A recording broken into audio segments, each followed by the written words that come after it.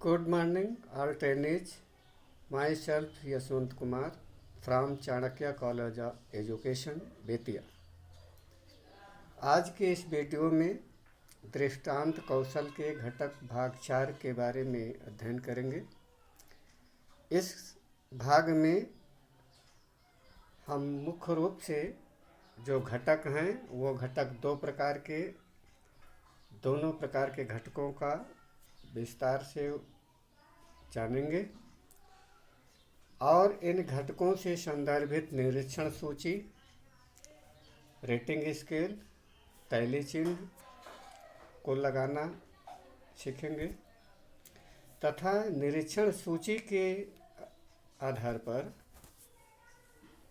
मूल्यांकन तालिका का निर्माण कैसे करते हैं इस बारे में भी हम अवगत होंगे।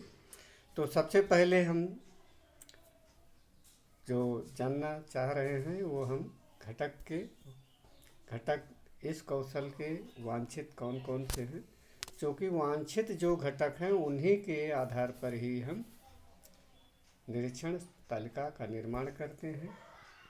अवांछित घटक का यहाँ समावेश निरीक्षण सूची और मूल्यांकन तालिका में हम नहीं करते हैं। इस प्रकार से जो पहला इसमें वांछित घटक का पहला घटक है उदाहरणों की सार्थकता, कि प्रस्तुत हमारे इस शिक्षण अभ्यास अर्थात पुनः शिक्षण अभ्यास में जो उदाहरणों का हमने दृष्टांतों का भी प्रयोग किया है वह कितना महत्वपूर्ण सार्थकता को सिद्ध करता है। दूसरा बिंदु पर उदाहरणों की सरलता, उदाहरण कितने सरल हैं, सरस हैं, सुगम्य हैं। तीसरा है स्थान है उदाहरणों की रोचकता, प्रस्तुत दृष्टांत कितना छात्रों को प्रभावित कर पाता है, आकर्षित कर पाता है, उसमें कितना रोचकता ला पाता है इस संदर्भ में। नेक्स्ट चौथा है आगमन, निगमन, उपागमों, अप्रोचों का प्रयोग, कि हम अपने शिक्षण अभ्यास इस कौशल के दरमियान क्या संश्लेषण और विश्लेषण दोनों प्रकार के उपागमों का प्रयोग किया है या नहीं किया है, ये घटक भी सुनिश्चित करता है। छात्रों से उपयुक्त उदाहरण देने को कहना, दृष्टांत कौशल एक जीवंत कौशल होता है कि जो छात्र में जीवंत मतलब जागृता, चैतन्यता ला दे। नेक्स्ट आता है बीच बीच में प्रश्न पूछकर छात्रों की समझ की जांच करना, क्या छात्राध्यापक द्वारा या शिक्षक द्वारा जो विषय वस्तु का अध्यापन कार्य किया जा रहा है उसमें से नवीन ज्ञान का अर्जन कितना छात्र किया है और कैसे कर रहा है, उसका स्तर क्या है, कितना समझ पाया, या इसका पारख करने के लिए हम अवबोध के प्रश्न बीच बीच में भी पूछते रहते हैं इस प्रकार से। और लास्ट में है उदाहरण देने के लिए उचित माध्यम का चुनाव। ये बहुत ही इम्पोर्टेंट बिंदु है, घटक है, कि हमें सबसे पहले ये चुनाव कर लेना चाहिए कि जो दृष्टांत इस कौशल का हम उपयोग कर रहे हैं उसका माध्यम कैसा हो, प्रभावपूर्ण हो, सरस हो, सुगम हो, तो इफ़ेक्टिव होना अपेक्षित है। तो इस प्रकार से इस कौशल में हम घटकों का विस्तार से जो उल्लेख किया है, नंबर 1, 2, 3, 4, 5, 6 और 7। अब इसी के आधार पर हम निरीक्षण सूची जैसा यह एक निरीक्षण सूची तथा रेटिंग स्केल का प्रारूप प्रस्तुत किया गया है और इस प्रारूप के आधार पर इसका हम कैसे अपने व्यवहार में लाते हैं इस बारे में हम अवगत होना चाहेंगे।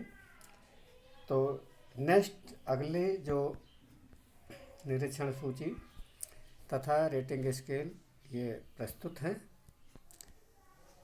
जिसमें से नंबर 1 पे उदाहरणों की सार्थकता व्यवहार घटक में है, कंपोनेंट्स बिहेवियर में।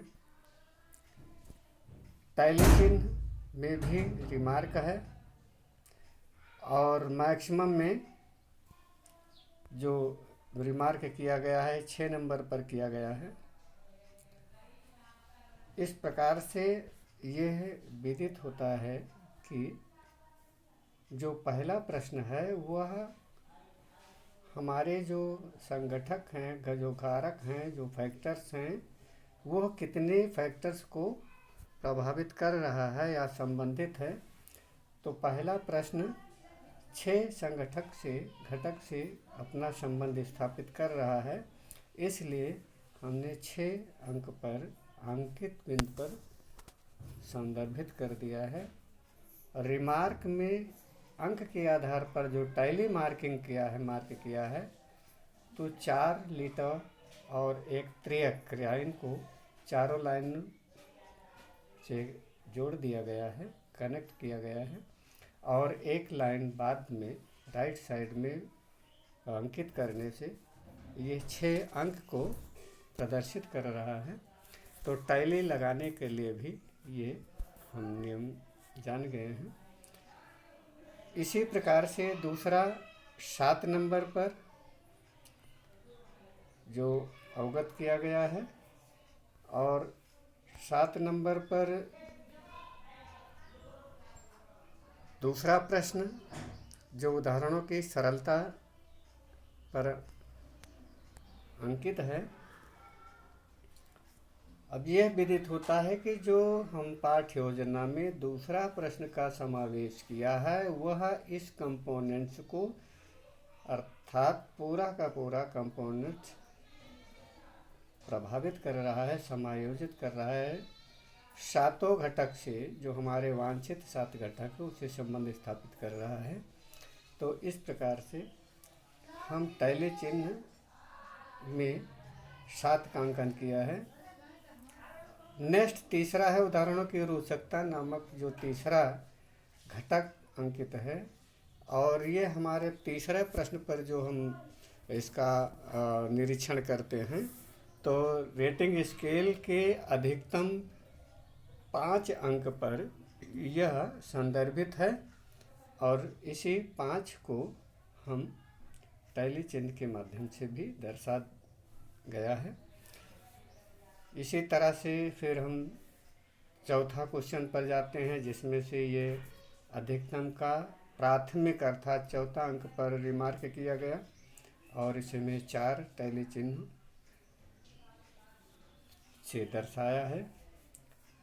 नेक्स्ट 5वां है ये 3, जो 3 टैली को रिमार्क कर रहा है, और लास्ट में अभी 2 बच रहे हैं, जिसमें से 4 क्वेश्चन नंबर 6 ये 4 कंपोनेंट्स को कनेक्ट कर रहा है, और लास्ट उदाहरण देने के लिए जो उचित माध्यम का चुनाव ये अधिकतम का मैक्सिमम का 5 अंक को संदर्भित कर रहा है। इस प्रकार से ये हम टैली चिन्ह के माध्यम से अवगत हुए हैं, और टैली चिन्ह के आधार पर ही जो हम इवैल्यूएशन या मूल्यांकन छात्रों का करते हैं, तो इसमें भी इन्हीं 7 अंकों का जो आशय क्या है वह बिल्कुल निरूपित किया गया है। इसके भी वही 2 भाग में है, एक सामान्य फिर सामान्य से अधिक।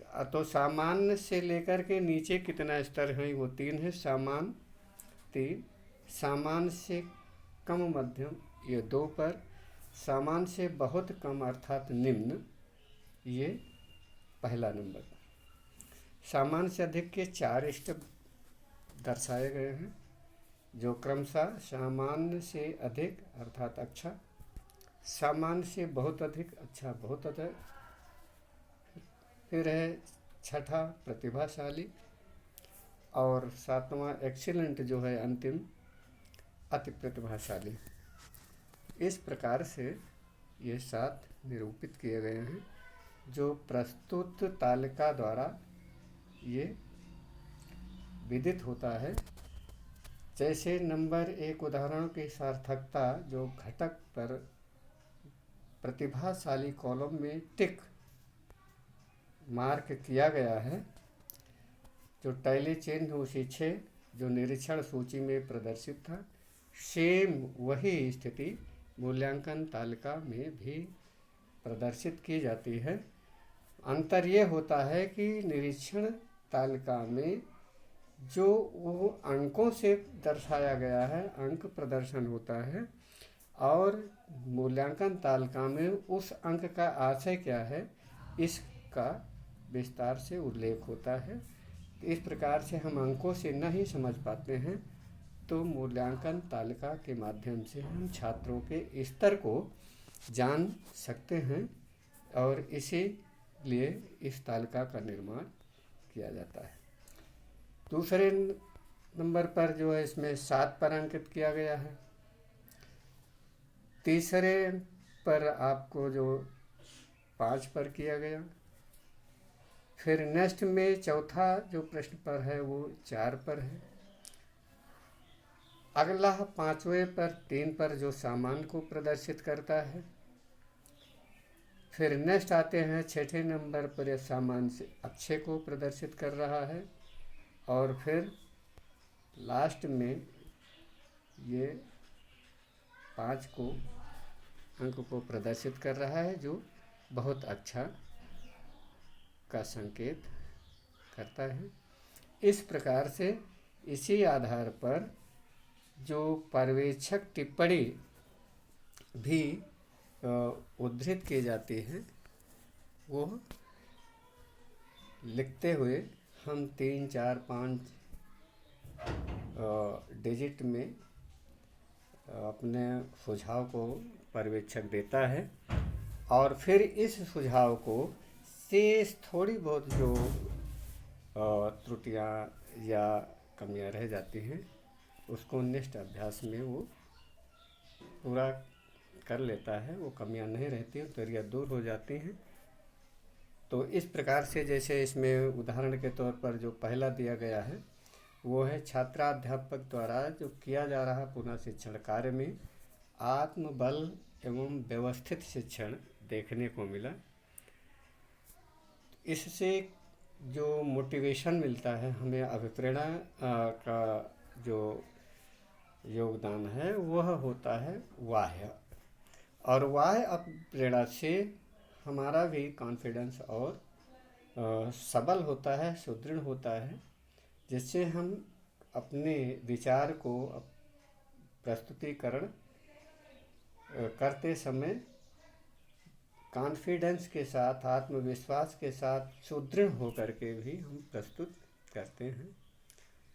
और सबसे ज़्यादा ये बहुत ही अधिक प्रभावपूर्ण बिंदु भी है। यदि हमारे अंदर कॉन्फिडेंस कम होगा, आत्मबल नहीं है, तो प्रस्तुति भी उतना बेहतर नहीं हो सकती। हम भले जानकार हैं, हमें ज्ञान है, लेकिन हम अपने उस ज्ञान को स्थानांतरित व्यवस्थित रूप से कॉन्फिडेंस के साथ, पूर्ण विश्वास के साथ नहीं कर पाते हैं, तो वह ज्ञान उतना प्रभावी नहीं होता है। इसलिए दूसरा नंबर है प्रस्तुत कौशल में घटकों के अनुरूप जो प्रश्नों का समावेश है वो बहुत ही व्यवस्थित रूप से है।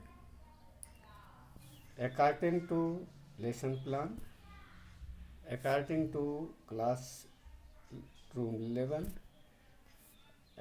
और अकॉर्डिंग टू जो छात्रों के शैक्षिक स्तर के अनुरूप भी है।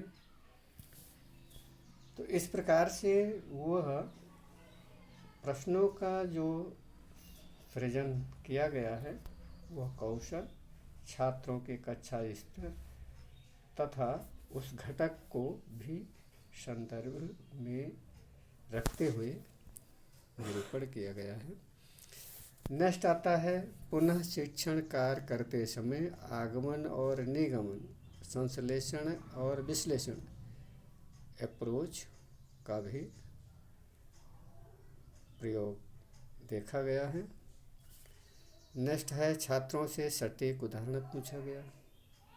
ये आवश्यक भी है कि इसके समन्वय के रूप में क्या छात्र व्यवस्थित रूप से वह इसके अतिरिक्त और कोई दूसरा उदाहरण प्रस्तुत कर सकता है, दृष्टांत दे सकता है। अगर ऐसा वो देने में सक्षम हो जाता है तो स्वाभाविक है कि वो इस कौशल का व्यवस्थित रूप से वो अर्जन कर लिया है। नेक्स्ट आता है उदाहरण का माध्यम पाठ्यवस्तु के अनुरूप है या नहीं। हाँ, ये महत्वपूर्ण की चीज़ें हैं कि जो हमारा टॉपिक है, क्या टॉपिक के अकॉर्डिंग जो एग्जाम्पल हैं, जो हमारा दृष्टांत कौशल है, वो हम प्रयोग कर रहे हैं या नहीं कर रहे हैं। यदि व्यवस्थित रूप से है तो स्वाभाविक है वो प्रभावी होगा और बच्चों में ज्ञानार्जन का स्तर कम वृद्धि होगी और ज्ञानार्जन आसानी और सरल तरीके से होगा। तो इस प्रकार से आज हम इस दृष्टांत कौशल के निरीक्षण सूची, घटक और मूल्यांकन तालिका के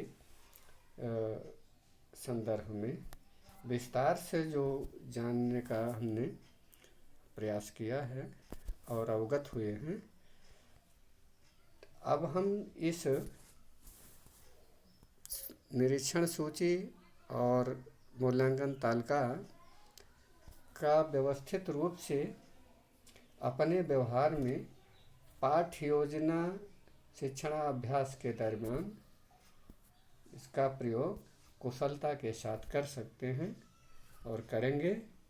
इसीलिए आज के इस वीडियो में निरीक्षण सूची, रेटिंग स्केल, दहलीज और मूल्यांकन तालिका का विस्तार से हम अध्ययन करके अवगत हुए हैं, जिससे कि हम भविष्य में शिक्षण अभ्यास करते समय छात्रों तथा स्वयं का हम निष्पक्षता के साथ